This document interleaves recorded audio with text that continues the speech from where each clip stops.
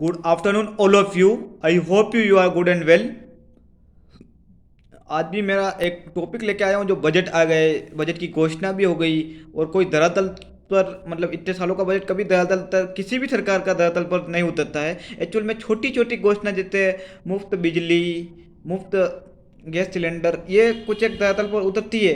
But actual में बड़ी घोषणा है जो कैपिटल क्रिएट करता है, एसेट्स क्रिएट करता है, उसके अलावा रोजगार एम्प्लॉयमेंट के जो साधन हैं वो क्रिएट करता है, वो कभी फ्रंट पेज पे वो चीज़ें नहीं उतरती। मेरा मानना यह है कि स्कूलों अब राजस्थान सरकार ने का जो बजट आया है उसमें शिक्षा और स्वास्थ्य के ऊपर बहुत बड़ा जोर दिया गया है। और एक्चुअल में अ, इस चीज़ को 25 लाख तक नहीं करना चाहिए था गवर्नमेंट को, क्योंकि थोड़ी बहुत तो वर्क वर्क लोगों को भी करना चाहिए। 10 लाख 15 लाख का इंश्योरेंस सफिशिएंट होता है, जिससे देश के ऊपर भार बढ़ता है।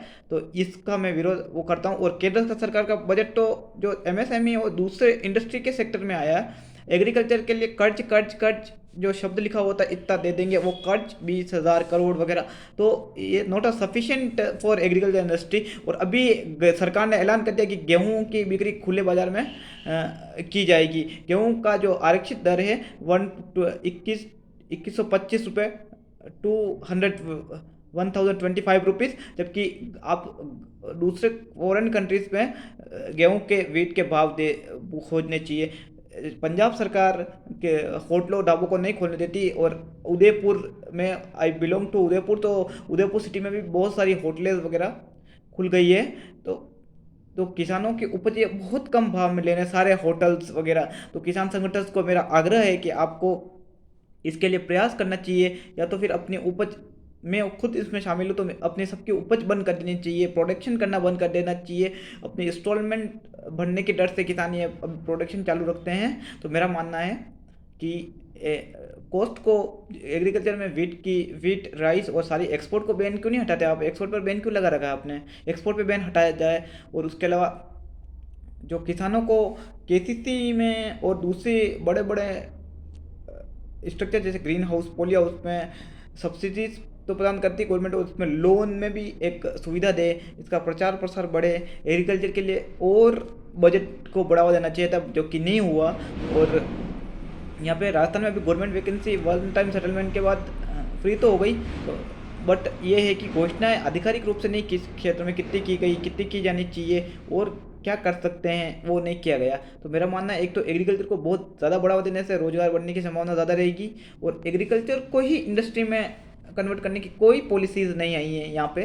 तो और किसानों को सबको पेंशन दी गई, बट किसान जो गवर्नमेंट एम्प्लॉयज़ को तो आप कितनी कितनी पेंशन दे देते हो, किसानों को कोई पेंशन नहीं दी गई, कोई नहीं, कुछ नहीं। और मैं खुद एक प्राइवेट जॉब करता हूँ, तो कॉर्पोरेट जगत में जो प्राइवेट बैंकर्स आकर इनको लोन दे देते हैं, इसको एमएसएमई को सब कुछ बता देते हैं, समझा देते हैं और कम भी कर देते हैं। पर एग्रीकल्चर इंडस्ट्री में ऐसा नहीं हो रहा है। मेरा खुद का कृषिदान क्रेडिट कार्ड बना हुआ है, जो मतलब इंटरेस्ट लग रहा है 3 लाख से ऊपर का, 10-11%, 12%, 13%, कोई कैलकुलेशंस नहीं। इस न तो बजट में कोई प्रोविजनल थे, न कुछ भी नहीं। और रूरल डेवलपमेंट के साथ साथ ट्रांसपोर्टेशन हर विलेज में बढ़ाना चाहिए था गवर्नमेंट को, गवर्नमेंट ने ऐसा नहीं किया। डेयरी डेयरी आधारित उद्योग को बढ़ावा देना दिया है, बट अब फूड प्रोसेसिंग प्लांट को भी बढ़ावा देना चाहिए था इस बजट में। एनर्जी सेक्टर को किसानों के लिए और ज़्यादा बढ़ावा देना चाहिए था। सोलर, क्योंकि एक इलेक्ट्रिसिटी तो है ये अपनी, पर सोलर प्लांट वगैरह को सब्सिडीज के दायरा को बढ़ाना चाहिए था। SC ST को ऑलरेडी रिजर्वेशन में इनमें सुविधा मिलती, तो इसको नॉर्मल लघु सीमांत किसान को सारी सुविधा देनी चाहिए थी। तो SC ST वर्ग को आप देते हो, सब सुविधा बढ़ानी चाहिए थी। और एक किसानों को जो वन टाइम सेटलमेंट लोन का इन उद्योगपतियों का केंद्र सरकार ने किया, तो मेरा आग्रह है इन सरकारों से कि क्यों ना किसानों का भी ऐसा सेटलमेंट किया जाए, तो किसान अपनी कोरोना की आर्थिक स्थिति से उभरे। और मेरा किसानों से निवेदन है कि आप होटलों का विरोध करो, आप होटलें मत खोलने दो, क्योंकि ये प्राइवेट जॉब वाले आपको बच्चों को एक बार होटल में जॉब भी दे देंगे, तो एक सफिशिएंट सैलरी वो नहीं प्रदान कर सकते, क्योंकि उनको बहुत जने को होटल में व्यवस्था रखते हैं और सैलरी कभी सफिशिएंट प्रोवाइड नहीं करवा सकते। और प्राइवेट जॉब में भी लीव के लिए कोई पॉलिसी लानी चाहिए थी गवर्नमेंट को,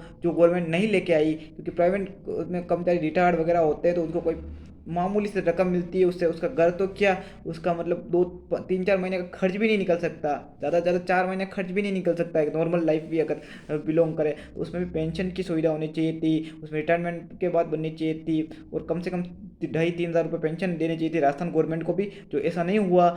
मेरा मानना है कि बजट में जो मैं बता रहा हूँ वो प्रोविजनल चीज़ें करके आप आगे बढ़ सकते हो, पेंशन को बढ़ावा दे के, एग्रीकल्चर बजट में green house poly house capital structure को बढ़ावा दे के, और सभी जगह सभी विलेजेस में भी ये सारी सुविधा all over Rajasthan all over India में होनी चाहिए। किसानों को पेंशन गवर्नमेंट एम्प्लॉय की जितनी तो आप दे ही नहीं सकते, बट आधी तो उसको हाफ पेमेंट मिलना चाहिए, और मिनिमम गारंटी स्कीम को सबके लिए बढ़ाना चाहिए। रोजगार खाना वर्क, ये जो मोबाइल वगैरह है इसका कैसे यूथ यूज़ करके अर्निंग फॉर जो फॉरेन कंट्रीज में वगैरह में होता है, ऐसी पॉलिसी लानी चाहिए थी, ऐसा नहीं किया गया। बजट में काफ़ी शर्मिंदगी वाली बातें कही है दोनों सरकारों ने।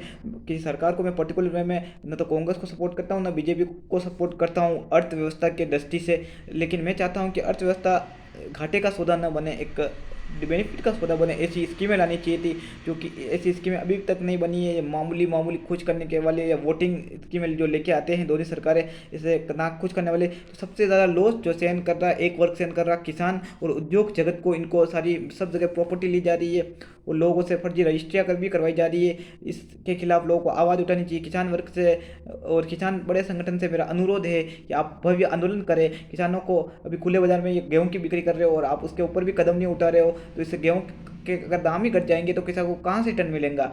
और ये अपनी एक मेरा पुनः मुझसे भी ये गलती हो रही है कि मेरा पुनः सबसे निवेदन है कि अपने उपज को प्रोटेक्ट करे, और अब वो है खेती में अपना खाए जितना तो रखे, और बाकी एक ग्रीन कोल्ड स्टोरेज या बड़े बड़े अपने टैंक वगैरह होते हैं उसमें स्टोरेज कर ले, माल को बाहर नहीं निकाले। इन सरकारों जो करना हो जो कर ले, अगर ऐसा नहीं किया गया तो आर्थिक किसान खेती संकट में है, युवा वर्ग संकट में है। मेरा वीडियो आपको अच्छा लगे तो इसे लाइक करना, शेयर करना और सब्सक्राइब करना ना भूलें।